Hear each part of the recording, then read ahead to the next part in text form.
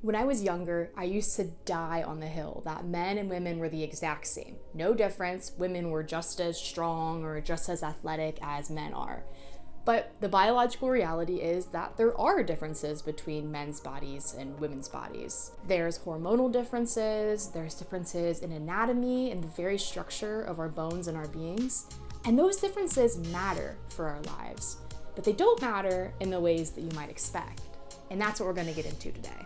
My name's Sydney Sauer. I'm a PhD student in sociology at Harvard University, and on this channel, I make videos that share what I'm learning in my PhD with you. And today, we're gonna be talking about the differences between men and women, why they matter, and with what consequences for our lives. Quick disclaimer, obviously, not all women are less strong than all men, and not everybody can even be neatly classified into a category of man or woman, rather because of gender identity or because literally being intersex and having organs that might not match your chromosomal makeup.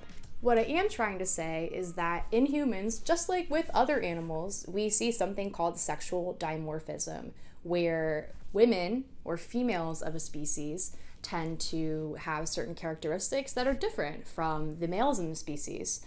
Now, where things get really juicy and where they enter the realm of sociology, society, rather than biology or just our natural composition, is what happens when we put these differences into the social world.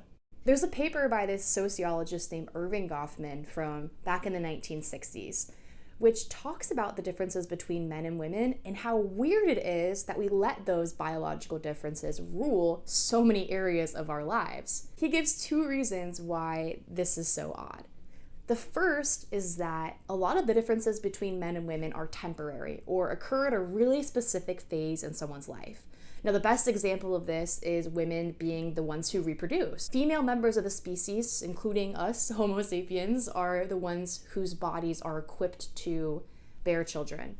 And that does take up a period of a woman's life where she isn't able to necessarily do the same things that she had done before, or has additional responsibilities like caring for a baby.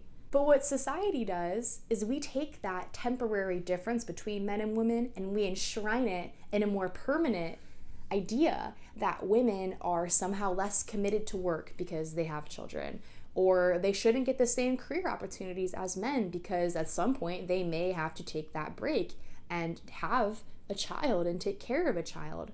The other reason that Goffman gives is that a lot of the differences between men and women might have mattered back in the day when we were hunting and gathering and surviving out in the cruel world.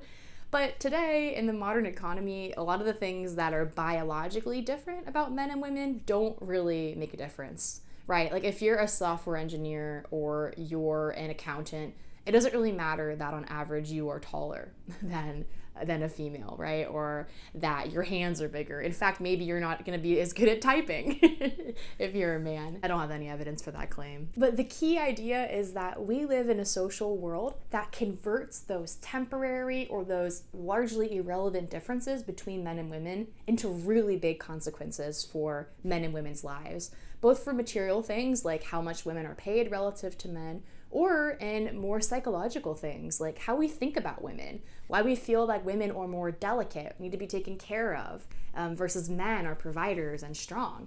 And we actually see that these kinds of stereotypes about gender can cause problems for men too, especially in a world where men and women are both required in a marriage to work to increasingly obtain a higher standard of living and a higher cost of living. It can be really detrimental to men to be seen as the breadwinner and be seen as failing to live up to some kind of biological or innate capabilities that they don't feel like they have. And to make it even more interesting, humans have developed ways of increasing the sexual dimorphism between males and females because these differences don't really matter. So we have to manufacture ways to make women look and act different from men. For example, women shave their legs and shave their armpits. These are all removing things to make them differentiated from men. Same thing can be said about women having long hair on average and men tending to have shorter hair. We kind of feel the need to justify these differences that we have between men and women, and because there are so few differences without all these rules, we feel like we need to build something up to justify that men and women really are different or opposite. So yes, there are biological differences between males and females, but we do play them up to make them more salient than they actually would be in the natural world.